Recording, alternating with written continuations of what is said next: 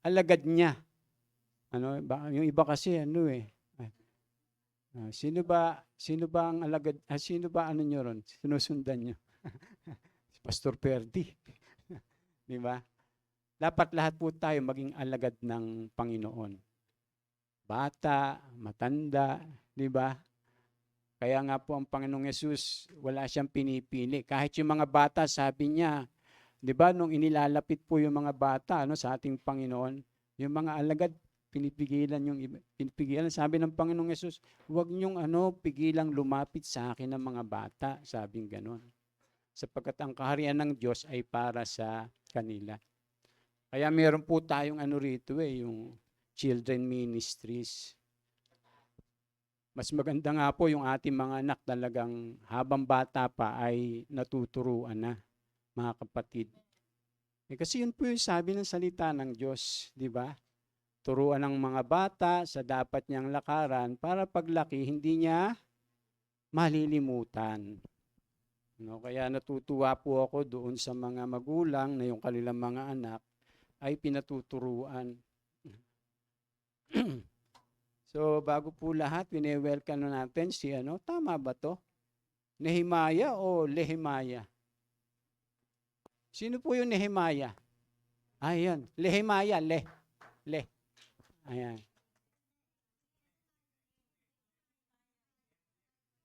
Yung nasa Bible? Talaga. Welcome ka, Nehemiah, kasi propeta yun si Nehemiah. At ito po yung mga ini-invite at inaalagaan ni Brother Arnel doon sa kanyang gym. Ganon din si Wilbert. Hello, Wilbert. Welcome sa gym. Tayo ka, Wilbert, para makita kagwapuhan mo. Ayan. Si Wilbert. Welcome, Wilbert. Ganon din si Sian.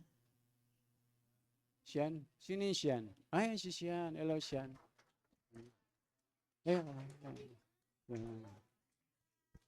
Ayan, welcome, Sian. Sino nag-invite sa'yo? Ay, si rin pala. Naka-attend ka nung nakaraan dito. Ayan.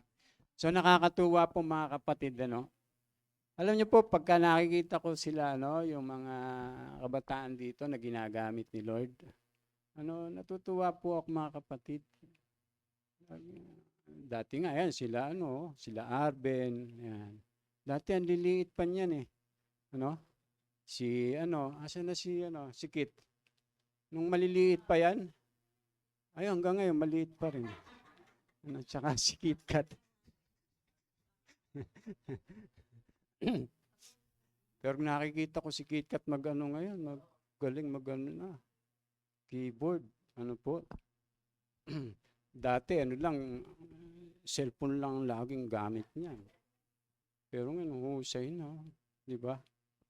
Yun po yung nagagawa, kapag tayo po ay, yung mga anak natin, tayo po ay, yung nag-aaktibo sa church. Talagang maraming mangyayari, maraming gagawin ng Diyos, ang Panginoon sa buhay natin. Opo. Pero pag wala ka sa church, marami ring gagawin. Yung demonyo. Naniniwala po kayo mga kapatid? Pag nasa church po tayo, siyempre, tuturuan tayo ng salita ng Diyos. Pag wala tayo sa church, sigurado kung ano-ano ang matutunan natin. Sino magtuturo? Yung nasa labas. Ganun lang po yan mga kapatid. Kaya napakahalaga po na tayo po talaga ay magpaturo. Dahil ang sabi ng Panginoong Yesus, at turuan nyo sila. Na sumunod sa lahat ng mga ipinag-utos ko. Hindi natatapos doon sa kaligtasan lang. Hindi natatapos na tayo naging miyembro lang. Hindi natatapos na tayo basta nanampalataya lang sa Panginoon. Ang gusto po ng Panginoon, talagang tayo po ay maturuan ng mga salita ng Diyos. Kasi wala namang ibang paraan para magtagumpay tayo, sa ating pakikibaka sa buhay, maliban doon sa salita ng Diyos na atin pong sinusunod. Kung yun po yung ating i-apply sa buhay. Ayan. Ayan, may bagong dating po. Welcome ka, Brad. Anong pangalan mo? Si Ronnie. Si Ronnie. Welcome, Ronnie. Ano? Bariyan ang Ay, si Aaron pala. Sorry. Kala ko kasi yung papa niya eh. Yung papa niya, kamukha niya. Si Ronnie. Kumusta yung papa mo? Mabuti naman, praise the Lord. So, purihin ang Diyos. So, tayo po ay dadako na, no? Sa atin po namang pagpapatuloy ng ating pag-aaral. Ano po? Gaya nga po ng nabanggit ko na, ang sabi ng Panginoon, at turuan nyo silang sumunod sa lahat ng mga katuruan, sa mga utos ng Panginoon. Kaya kinakailangan talaga, yung mga mananampalataya ay nag-aaral talaga ng salita ng Diyos. Kapag ayaw natin ng salita ng Diyos, medyo malaking tanong. Pag sinasabi natin tayo mananampalataya, tapos ayaw mong makinig ng salita ng Diyos, meron sigurong nag-aano sa iyo. Merong nagkukontrol sa iyo, nakakaiba. Basta tayo natin ng salita ng Diyos. Kasi nga, ang demonyo, ayaw niya talaga tayo na mapalapit sa Diyos. Ganun po lamang yung mga kapatid. Kaya mapapansin niyo yung instruction ni Lord, at turuan sila. Tuturuan. Kaya naman yung mga natututo, lumalago. Di ba? Yung mga hindi natututo, malayo. Brad, dito, meron pa rin. Dito. Doon ka. Yan. Baka iba yung katabi mo dyan eh. Ikaw ka. Baka maakbay na akala mo eh. Problema. Ganon. So, purihin po ang Panginoon. Joke lang po, para hindi tayo antukin. So, purihin po ang ating Panginoon. Di ba, nung nakaraan, tayo po ay nag-aral tungkol saan? Tungkol sa mga demonyo. Tandaan niyo po, ang demonyo ay ano? Demonyo. Demonyo. Demonyo talaga yan, yung demonyo. Kaya po lahat ng kademonyohan gagawin niya para tayo maging rin. Opo, mga kapatid, totoo po yun. Kasi pagka ikay talagang kontrolado na ng demonyo, ay sigurado gagamitin ka na ng demonyo para yung mga tao ay mademonyo rin. Pero pag kontrolado tayo ng Panginoon, ng banal na espiritu, hindi ng masamang espiritu, siyempre, yung mga tao rin po, ay aakayin natin sa katwiran. Ganun po lamang yung mga kapatid. Simple lamang po. Kaya lang minsan, yung ating isipan, yung ating mga spiritual na mata, parang natatakpan. Siyempre, ang nakapagbibigay lang naman ng liwanag dyan ay yung salita ng Diyos. Kaya kailangan po nating pag-aralan talaga, Kailangan natin magbasa. Kaya minsan nga, di ba, yung pagbabasa ng Biblia, hindi na natin nagagawa eh. Wala na tayong ginagawa, kundi magbasa lang ng Facebook, di ba, manood ng YouTube. Totoo, hindi. Umami na siya, Tignan nyo. Pero yun yun, ilang oras tayo magpe-Facebook, di ba? Sa isang araw. Pero yung 30 minutes man lang na makapagbasa tayo ng Bible, hindi natin nagagawa. Minsan nga ako, hindi ko rin nagagawa yun eh. Pero kung nagsisikap, malapit ko na ngang matapos yung yung Bible. Kasi meron akong yung guide, lahat ng mga nabasa ko, ko, kinukulayan ko, minamark. Bawa yung John, yung John 1, 2, 3, 4, pag nabasa ko na yun, ko dun sa Ganun po kailangan po disiplina, mga kapatid. Pag wala tayong disiplina, hindi tayo maging disciple. Kaya nga doon kinuha yung salitang disciple. Kaya tayo dinidisiplina. So ipagpapatuloy po natin, mga kapatid, yung ating tinatalakay, tungkol po sa masamang espiritu, sa mga demonyo, o yung maruruming espiritu. Iisa lamang po yun Kasi nga po, napakahalaga na aware po tayo. Kung yung banal na espiritu ba talaga ang nagtutulak sa atin, o yung masamang espiritu. Kasi kahit po mga Christian ay pwede po talaga na magamit. O madaya. Madami po sa Biblia niyang halimbawa. Tingnan niyo po sa lumang tipan si Saul. Si Saul.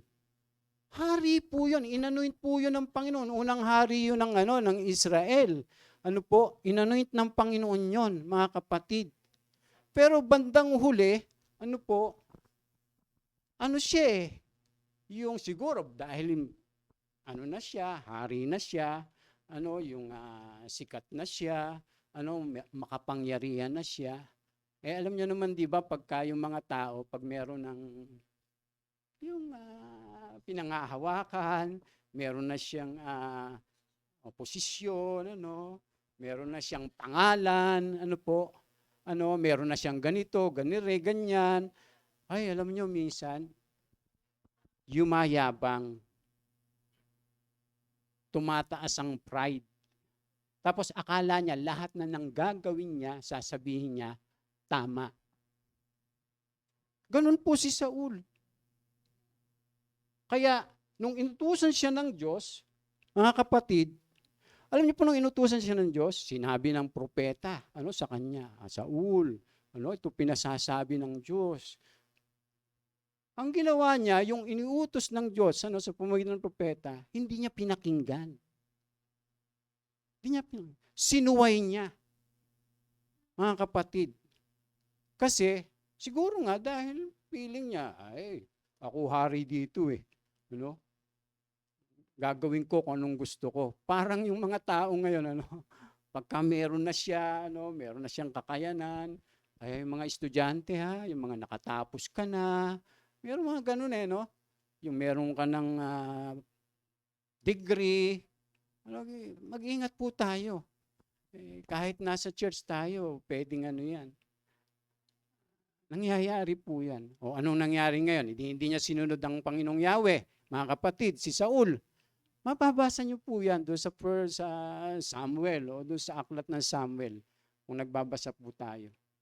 Tumigas yung kanyang ulo, Kaya sabi po ng Panginoon na yung pong yung pagsuway ay sinsama ng pangkukulam, sabing ganon. At yung katigasan ng ulo ay tulad ng pagsamba sa Diyos-Diyusan. Sabi pong ganon. Kaya pag tayo sumusuway, para ka na rin katulad sa mangkukulam. Pagka yung matigas na yung ulo mo, para ka na rin sumasamba sa Diyos-Diyusan. Kaya ano nangyari ngayon? Pag binasa po natin yung aklat ng Samuel, ipinahintulot ng Diyos yung masamang espiritu kay Samuel. Tapos pinahihirapan siya. Si Saul. Pinahintulot ng Diyos yung masamang espiritu na pumasok sa kanya. Tapos pinahihirapan siya. Ngayon, pag i-apply natin yun, mangyayari po yun pagka ganun yung tao. Kahit Christian. Pagka tayo mga kapatid, may sinusuway tayo. Tapos tumitigas yung ulo natin. Ay sigurado, malaki ang pagkakataon ng masamang espiritu na makapasok. Nangyayari po yun. Kaya nga lumalala ng lumalala. Pero by the way mga kapatid, ito idadagdag ko lang.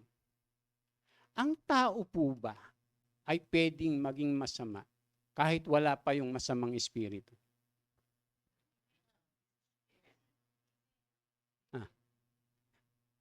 Mga kapatid, pwede ba? Ha?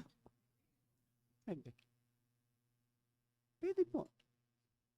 Wala pang demonyo, wala pang masamang espiritu, pwede nang maging masama ang tao. Kaya lalo na pag may masamang espiritu. Kaya nga po yun ang ginagamit ng dyablo. Tingnan niyo po, si Satanas ay Elohim po yun, anghel ng Diyos. Bakit siya nagkasala? Wala naman nag-udyok doon. Di ba mga kapatid? Si Satanas ay anghel ng Diyos. Pero walang nag-udyok doon na demonyo. Kasi meron siyang free will. Naging masama siya, mga kapatid, dahil doon sa kanyang pride. Dahil doon sa kanyang pride. Tapos, ang ginawa niya, yung tao naman, ang tinukso niya. Pwede rin ba na yung tao hindi magkasala? Pwede kung hindi nakinig kay Satanas.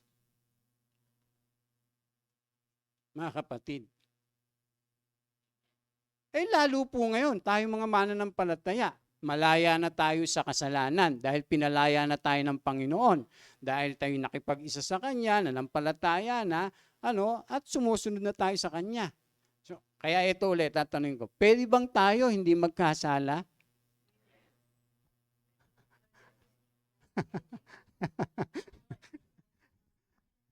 Lalo na po ngayon na kay Kristo na tayo. Nung wala pa tayo kay Kristo, alipin tayo ng kasalanan. Wala tayong magagawa, kundi gumawa lang ng kasalanan. Pero pag na kay Kristo ka na, malaya ka na sa kasalanan. Hindi malayang gumawa ng kasalanan, kundi malaya na sa kasalanan o pagkakaalipin. Kaya kayang-kaya ng mga mananampalataya na pagtagumpayan yung sanlibutan kung mananatili tayo sa Panginoon. Tandaan natin, ang dyablo, wala naman talagang kapangyarihan na sa atin yan. Alam niyo po kung bakit lang nagkakaroon siya ng kapangyarihan. Pag binibigyan natin siya ng pagkakataon. Kaya sabi ng Biblia, huwag niyong bigyan ng pagkakataon ang dyablo. Hindi totoo po. Kasi nanlilinlang lang siya. Yun lang yung trabaho. Lilinlangin ka. Sasabihin nung masama, huwag kayong maniwala dyan kay pastor nyo. Hindi totoo po. Huwag kayong maniwala dyan. Hindi totoo yan. Hindi totoo yan. Hindi totoo yan. Kaya ikaw naman, nawawalan ka ng ganang makinig. Kasi pinag-aalinlanganan ka. Biruin niyo mga kapatid. Wala pa tayo sa simula.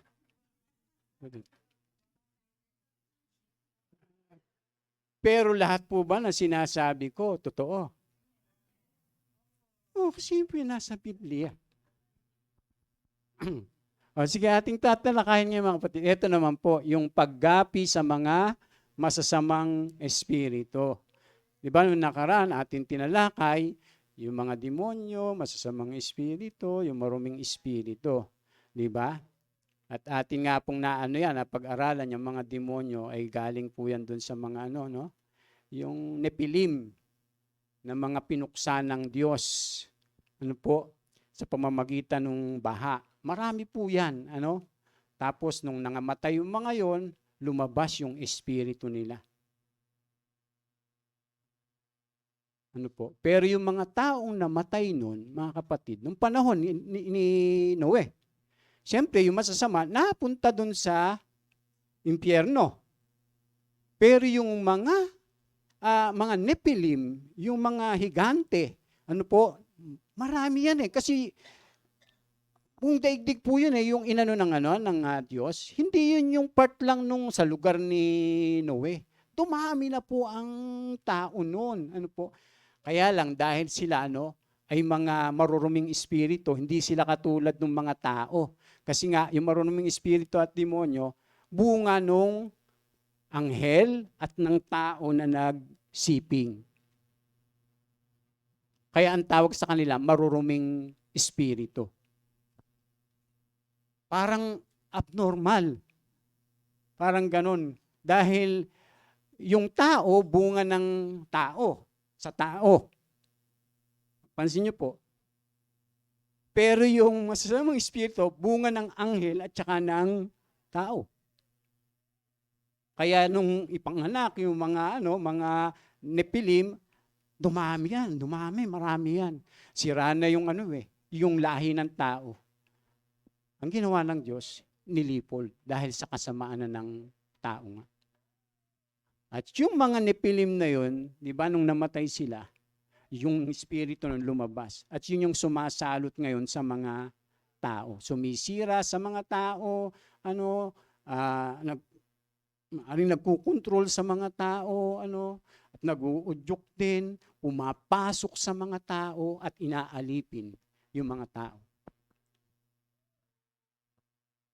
Kaya po pala yung mga Kristiyano noon, mga alagad noon ng Panginoong Yesus, pinapalayas yung mga masasamang espiritu. Sabi po rito, pinapalagay po ng bagong tipan na mayroong mga masasamang espiritu o maruruming espiritu o mga demonyo. Hindi ang pagkakaroon ang kanilang suliranin noon. Manapa, hindi nila alam kung papaanong lalaya mula sa mga ito. Kaya nga, nang dumating ang Panginoong Yesus at di naglaon, ay ang apostol, namangha sila na sumusunod sa kanila ang mga espiritu. Ang parehong karapatan at kapangyarihang ito ay pinagkaloob sa bawat mananampalataya. Lahat na nananampalataya. Lahat tayo binigyan ng kapangyarihan ng Panginoon para magpalayas ng masamang espiritu. Ay, dapat talaga takot yung masamang espiritu sa atin. Amen. Hindi dapat po. Ang mahirap, baka pag may inaalagaan tayo, na dapat nating i-renounce. Lumayas ka sa katawang ko sa pangalan ni Jesus.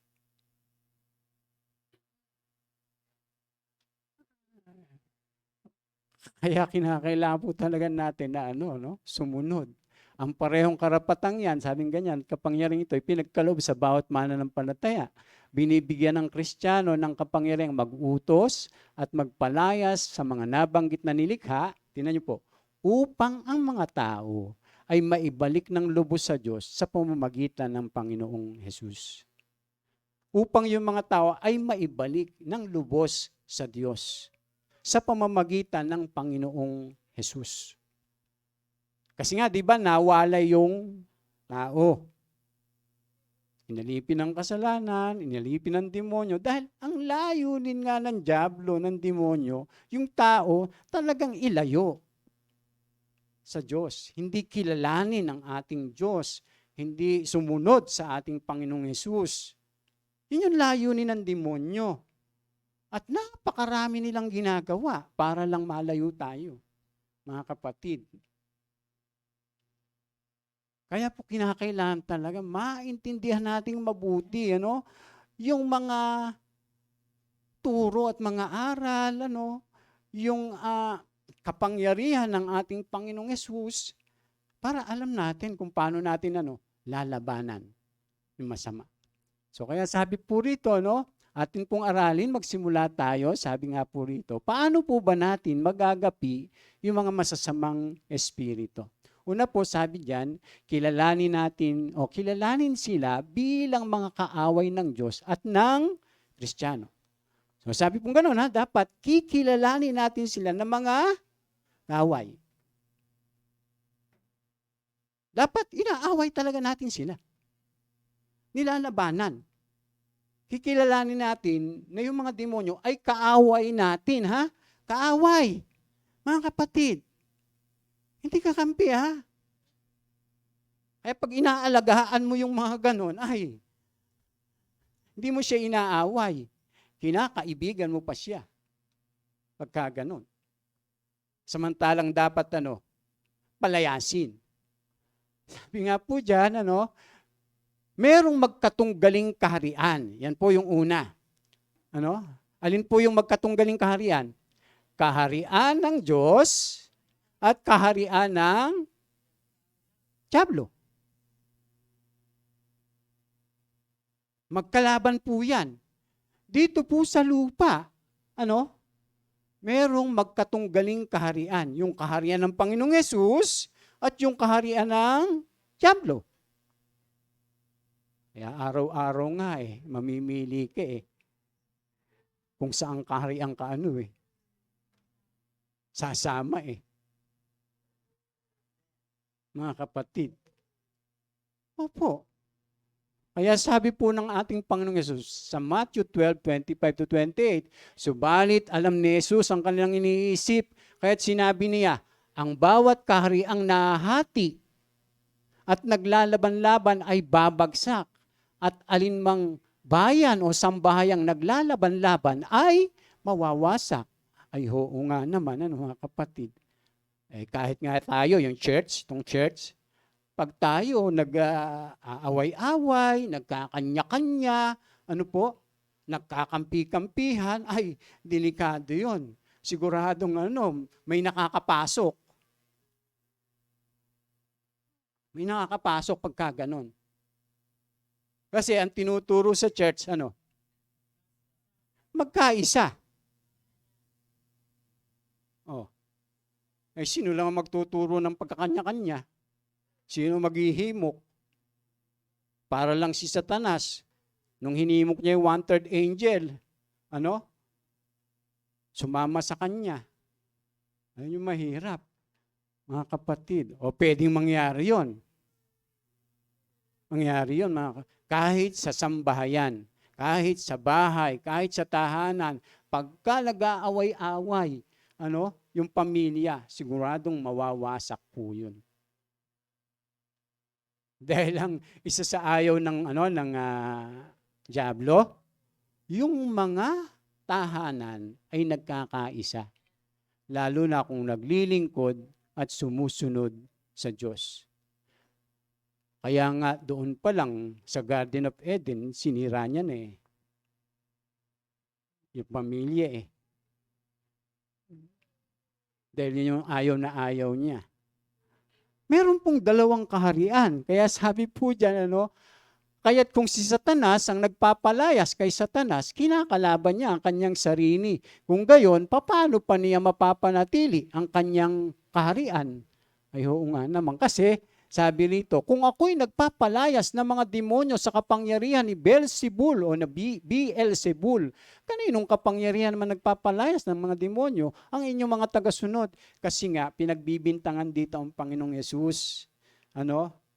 Kasi pag nagpapalayas siya ng demonyo, di ba? Lumalayas yung mga demonyo. At yung mga alagad. Tapos, sabi po ng mga Pariseo, yung mga kontra sa kanya, ay, kaya yan nakapagpapalayas ng demonyo kasi nagpapalayas siya sa kapangyarihan ni Beelzebul. Alam niyo po kung sino si Beelzebul? Yung hari ng mga demonyo. Lord of Flies. Hari ng mga langaw.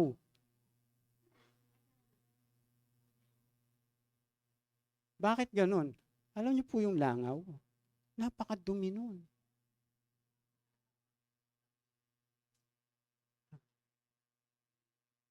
Yun po yung ibig sabihin ng Beelzebul. Hari ng mga marurumi. Kaya pagkaling ba, namumuhay kang marumi, sino hari mo? Ayan po, kaya nga po Kaya mahalaga po, binabasa mabuti yung Biblia Hindi lang basta yung parang dinadaanan. May meditate po natin. Dito po, ang dami nating matututunan Mga kapatid. Kasi may dalawang kaharian po dito sa lupa. Kaya nga po Katulad nito, di ba? Nag-decide kayo na pumunta, edi pinili nyo yung kaharian ng Diyos. Oh. Pero pagka halimbawa, magsisimba ba ako? Hindi.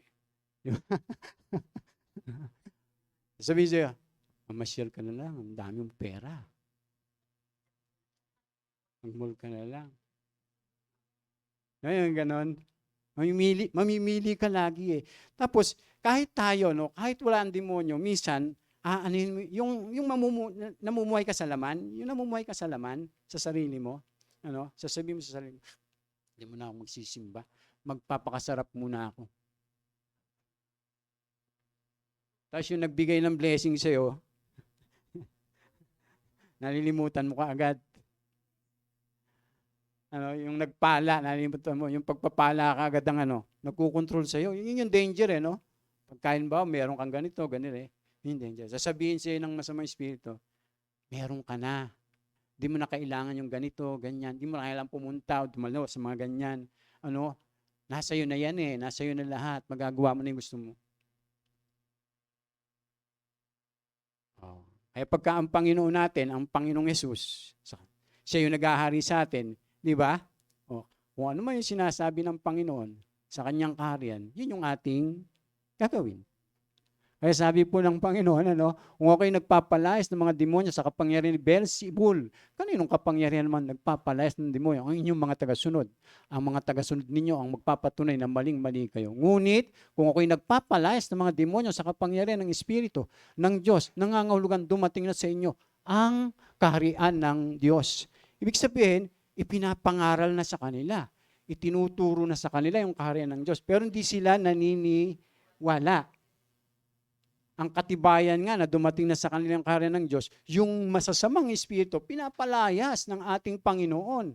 Upang yung ngang masamang espiritu ay hindi na maghari do sa mga taong yon, kundi ang ating Panginoon na. Amen? Dapat ganun po. Paano ngayon lalayas yung masamang espiritu? Halimbawa, sa buhay natin, kung tayo pa rin naghahari sa ating sarili. Kaya nga dito, pinapalayas po ng ating Panginoon. Kaya tayo po sa church, di ba, tinuturuan, dinidisiplina, di ba? Minsan pa nga, pinapaalalahanan. Minsan pa nga, inaano na. Anong tawag dyan? Hindi lang yun. Itinitiwalag.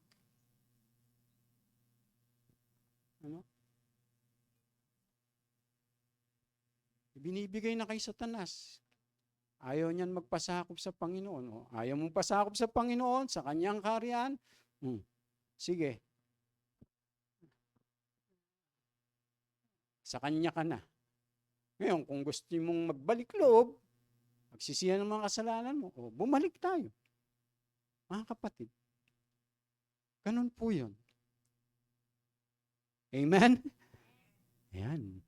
Mukhang tong ating tinatalakay, Mukhang ang tawag dyan, madugo. Pero totoo po yun lahat. Ano pa po, mga kapatid? Ayan, sabi, sapagkat si Satanas ay nilikha rin ng Diyos, sabihin nyo, hindi, ibig ko sabihin, bago siya naging Satanas, ay nilikha, Elohim siya ng Diyos anghel siya Ano po? Sabi dyan, ito ay hindi magagawa ng anuman na hindi pinapahintulot. Hindi Diyos si Satanas. Siya ay nilikha rin lamang ng Diyos. Gayunpaman, malinaw din sa Biblia na ang nilikhang ito ay may layong manukso at mamuksa sa mga sa kanya ay napapalinlang. Pag tayo nagpapalinlang, ang kanyang kaharian, ang sanlibutang ito, ay laban sa kaharian ng Diyos at lahat ng sinusulong nito. Yan po yung ginagawa ng kaharian ni Satanas dito. Laging laban siya sa pagsusulong sa kaharian ng Diyos. Mga kapatid, katulad. Praise the Lord. Salamat sa buhay pala ni Kuya Arnel dahil doon sa lugar nila, no, ay meron tayong gawain ngayon. Alam niyo po ba na isang paraan yon para lusubin natin yung kaharian ng masama? Opo, mga kapatid. Ano? Siyempre, pagka yung dinadala ni Kuya Arnel, di ba? Naturuan natin yan, nagabayan natin yan, na-disciple natin yan, di silang mga kabataan gagamitin ng Panginoon para po yung ibang kabataan na mga naliligaw, maakay nila. Amen?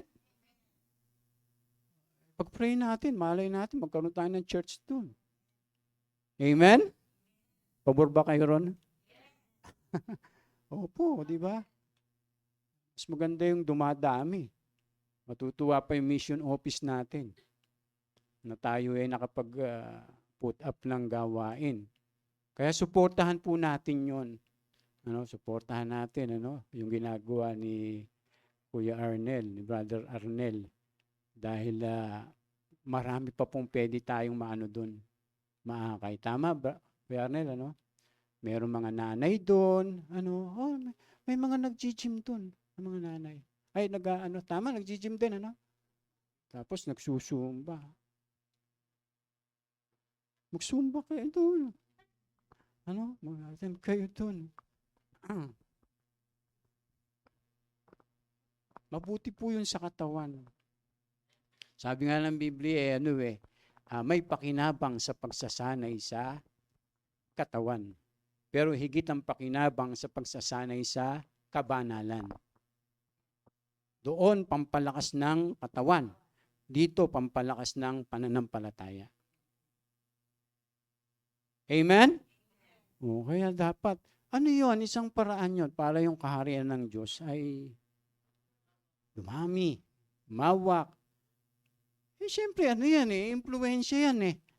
Kaya yung mga mananampalataya, dapat malaking impluwensya siya. Tingnan niyo po, yung mga alipin ng demonyo, ini-impluwensyahan niya yung mga tao. Sa masama. Yung alipin ni Kristo at namumuhay sa ating Panginoon, i-impluwensyahan natin yung mga tao. Labanan niyo ng kaharian. Mga kapatid. At maintindihan po natin yun. Dahil kung hindi nga tayo, wala tayo dun sa side ng kaharian ng Diyos, wala tayo dito,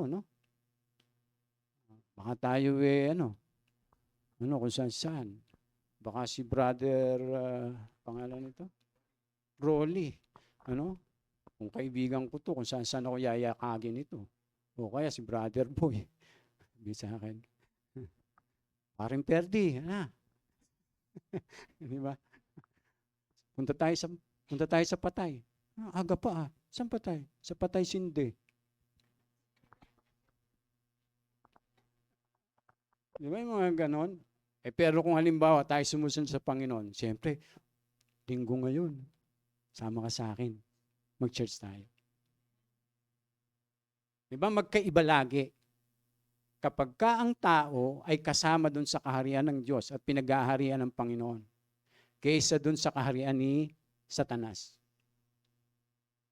Nasa isang verse pa lang tayo, Still, pangalawa, ang sanlibutan ito ay kaharian ni Satanas. Kita niyo po mga kapatid. Sabi niya, dinala siya ng dyablo sa isang napakataas na lugar at sa isang saglit ay pinakita sa kanya ang lahat ng kaharian sa buong daigdig. Sinabi ng dyablo, ibibigay ko sa iyo ang pamamahala sa lahat ng kahariang ito at ang kadakilaan ito. Ipinagkalob ito sa akin at maibibigay ko sa kanino mga nahising ko. Kita nyo Luhin nyo. Kaya yung mga ibinebenta yung kaluluwa nila kay Satanas, di ba nagiging sila Sikat sila Alam nyo karamihan ng mga sikat na singer? Mga satanista. Di ba nag-aalay pa sila kay Satanas? Pag ganun pa sila. Pagka yung mga nila, karamihan po ng mga sikat sumasamba kay Satanas na sinusunod. Kaya huwag tayong magbibiro na mananalangin tayo. Satanas, payamanin mo lang ako. Di ba? Yung mga ganun. Ay, nako. Kung hindi nga natin siya tinatawag, nilalapitan niya tayo para tuksuhin Yung demonyo, hindi nga natin tinatawag, di ba? Pero naghahanap siya ng pagkakataon. Paano pa kaya kung tatawag ka sa kanya? Di ang bilis. Kaya yung mga kabataan, huwag kayong maglalaro nung ang tawag doon. Yung Spirit of the Glass. At saka yung, Ouija board. Ay, napakasama nun. Talagang ang demonyo ay lalapit, papasok. Kasi binibigyan nyo sila ng pintuan ng pagkakataon. Kaya sabi po ng Diablo, ibibigay ko sa iyo ang pamamahala sa lahat ng karang ito at ang kadakilaan ito, pinagkalob ito sa akin at maibibigay ko sa kanino mang nanaisin ko. Kaya't kung ako'y sasambahin mo, magiging sa iyo na ang lahat ng ito. Pansinin niyo po, sabi diyan sabi, kaya yung sanlibutan ito, yung kaharian niya, meron siyang sistema na ginagawa. Systematic. Minsan sa gobyerno natin, sa mga sangay ng gobyerno, ang tindi, sa mga pamilya, sa tahanan, sa mga organisasyon, ang dami po. Mapapansin niyo, may mga lumalabas na mga iba't ibang grupo. Mga samahan, kaya dapat pipiliin natin yung sinasamahan Yung mga organisasyon, akala lang nila parang pang makabayan, parang gano'n. Pero ang totoo, di ba? Pala, dinadaya lamang. Yung mga tao. Para maghimagsik, gano'n. Tingnan niyo po sabi dito, sabi po dyan, ibibigay ko sa iyo ang pamahala sa lahat ng karang ito at ang kadakilan to, ipinagkalob ito sa akin. Sino nagkalob sa kanya? Bakit sabi ng Diablo, ipinagkalob daw yun sa kanya? Ang Diyos ba? Hindi. Yung tao. Sinong tao? Ang nagkalob? Si Adan. Si Adan. Tingnan niyo po. Susunod. Ang tao po, yung pamamahala ay binigay sa taong nilikha ng Diyos. At ibinigay naman ng tao kay Satanas. Tingnan niyo po, nung likhain ng Diyos yung tao, sa kanya ibinigay yung pamamahala. Sabi diyan, pagkatapos sinabi ng Diyos, ngayon likhain natin ang tao ayon sa ating larawan, ayon sa ating wangis. Sila ang mamamahala sa mga isda, sa mga ibon, sa impabawit, sa lahat ng hayop, maging maaw, mailap, malaki o maliliit. Nilalang nga ng Diyos ang tao ayon sa kanyang larawan. Sila'y kanyang nilalang na isang lalaki at isang babae. Ito na naman tayo.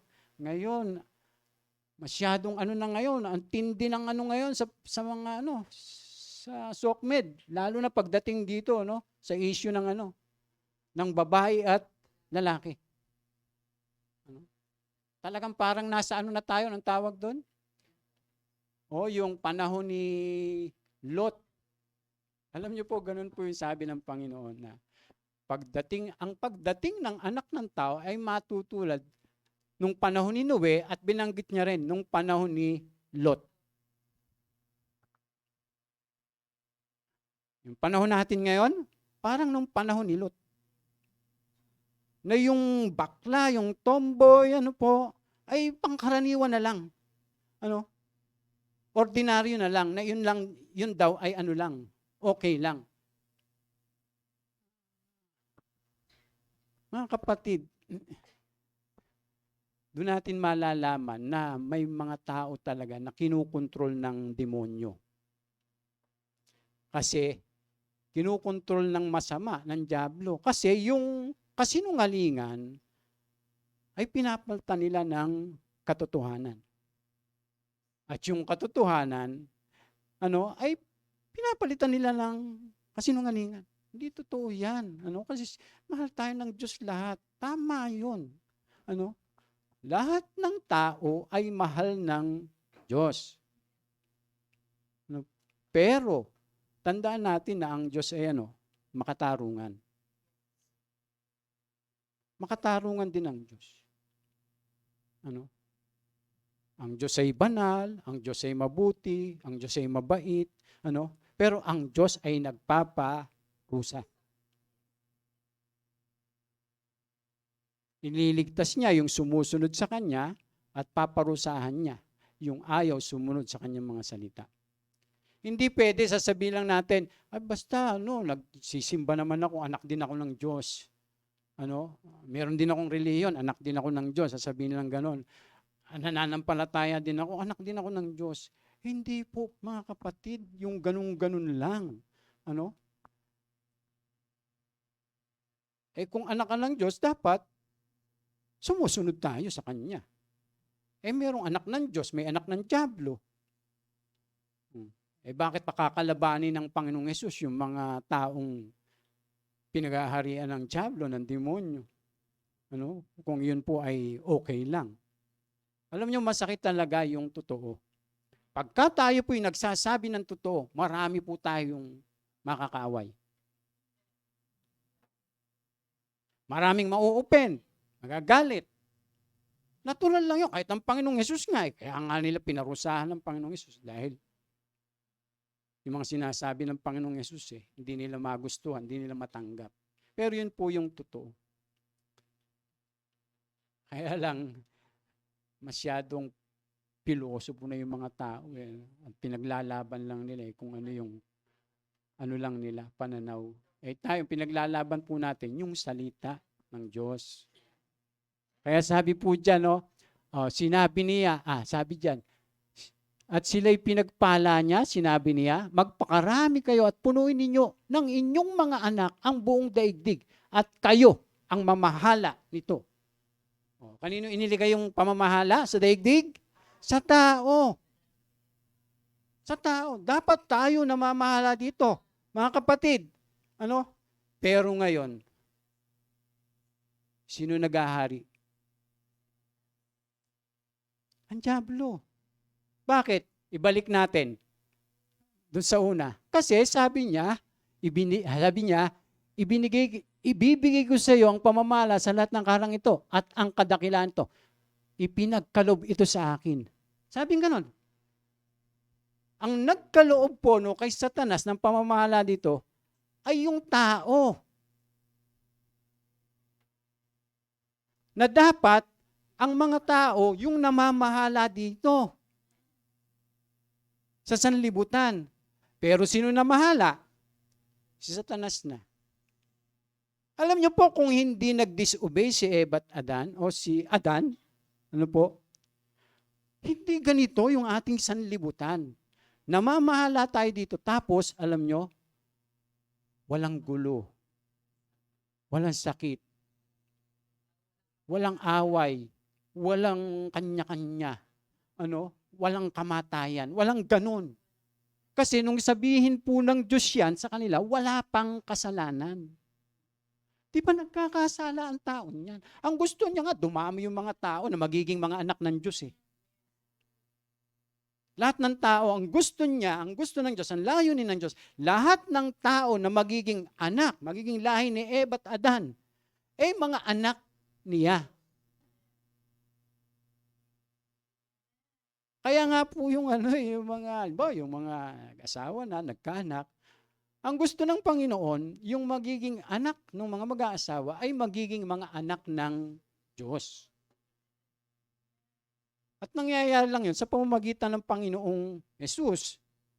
Ngayon, pag yung tao ay nagbalik loob, nanampalataya at sumunod sa ating Panginoon Kristo, kaya nga siya tinatawag na anak ng Diyos.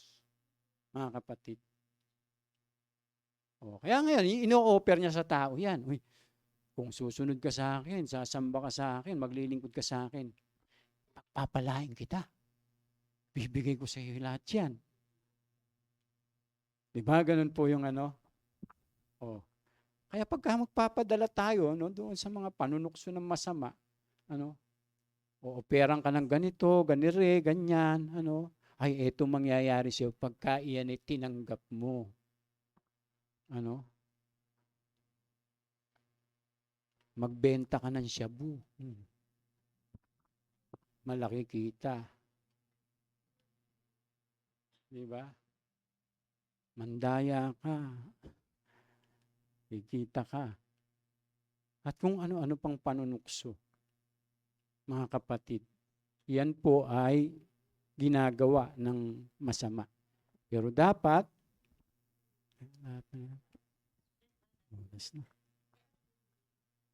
sige po, meron pa po tayo ng minuto. Sabi dyan, ang mga mananampalataya ay kaharian ng Diyos at ang katulad naman ng binihing napasik sa matabang lupa ay mga taong dumirinig at umuunawang mabuti ng mensahe. Kaya't ito ay namumunga ng sagana, may tig 100, may tig 60 at may tig 30. Tingnan niyo po yung nangyayari ano po, na nagpapasako po, no? Na tinatanggap talaga yung salita ng Diyos.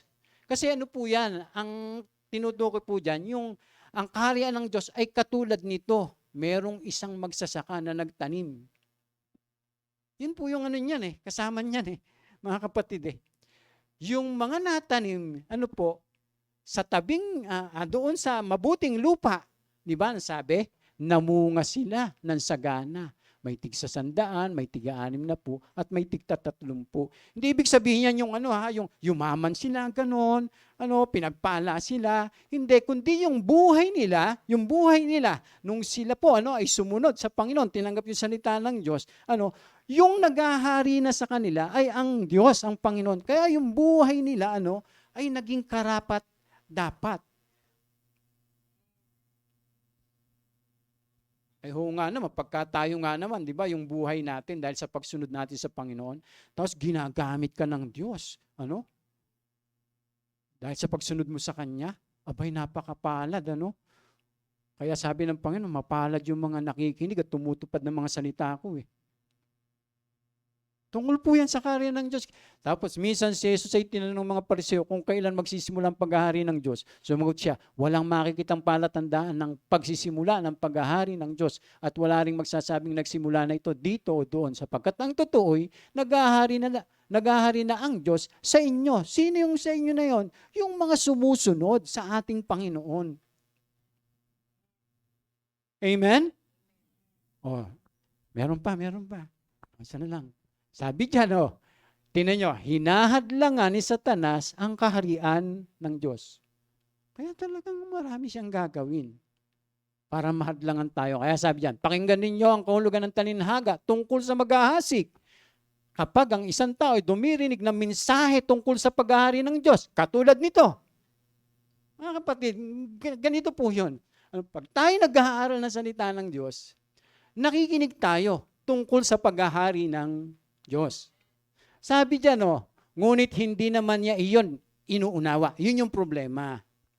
Pagka tayo nag-aaral, nagtuturuan, at hindi natin inuunawa yung salita ng Diyos, sabi, siya ay katulad ng binhing nalaglag sa daan. Dumarating ang masama at agad inaalis sa kanyang isip ang mensaheng kanyang napakinggan. Tanyo. Kaya ang dali lang malaman pag tayo po yung inuunawa natin yung salita ng Diyos. Pagdating sa isang linggo, tatanungin ko kayo, ano yung naunawaan nyo? Ano yung naintindihan natin? Minsan nga, ganito Hindi nag-church tayo, Pagdating natin ulit sa susunod, pag tinanong tayo, tungkol doon sa ating pinag-aralan, wala na tayong maalala. Alam niyo po, laging ahadlangan ng masama. At tulad nito, ating tinatalakay, na matutunan natin yung salita ng Diyos. Kasi walang ibang paraan, mga kapatid, para yung buhay natin ay mamunga Binamanampalataya, kundi yung salita ng Diyos ay ating unawain. Kaya pagka dito pa lang, hindi pumunta ka dito, no? Maten, ayaw mo makinig, ay doon pa lang, wala ka ng matututunan tungkol sa kaharian ng Diyos. O kaya naman, sasabihin natin, alam ko na yung tinuturo ni pastor. Hindi inuunawa. Kaya madaling makapasok, Hahadlangan niya, kaya sabi diyan, dumadating ang masama at agad. Intentional yan, ha? Parang akala lang din, binabaliwala lang yung mga gawa ng dyablo, ng demonyo. Intentional po ginagawa niya talagang habang nakikinig tayo, pagkatapos nito, yung parang hindi mo siya talaga. Yung sinasa puso, isinasa isip, Mas maganda pa nga pag tayo maganda yung sinabi ni pastor, ay sulat, parang matandaan ko lang.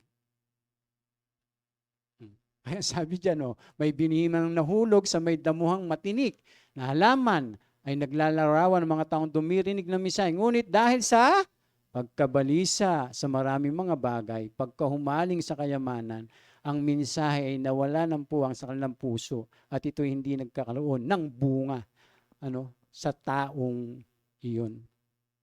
O di ba? Lalo na pag naandito tayo tapos nasa isip mo, ano kaya lumabas sa wedding? Diba? Ano kaya lumabas sa loto? Kaya gano'n, mga kapatid. Pagka gano'n, doon pa lamang, mga kapatid, pang sanlibutan yun pangkaharian ng masama yun Tapos ni-entertain mo yung mga ganun. Pinapapasok mo. Hindi doon pa lang hindi ka sa Diyos talaga nagtitiwala o nananampalataya. Sabi dyan, hindi tayo dapat magpadala. Kasi tandaan natin, laging hahadlangan ng masama, ng dyablo, ng demonyo, na tayo ay matuto, tayo ay lumago, tayo ay lumalim, tayo ay magpasakop sa kaharian ng Diyos. Kaya kailangan ating tanggapin ng buong buo sa ating isip at puso. At yung meron tayong kababaan na, Lord, ako yata to. Lord, oo nga.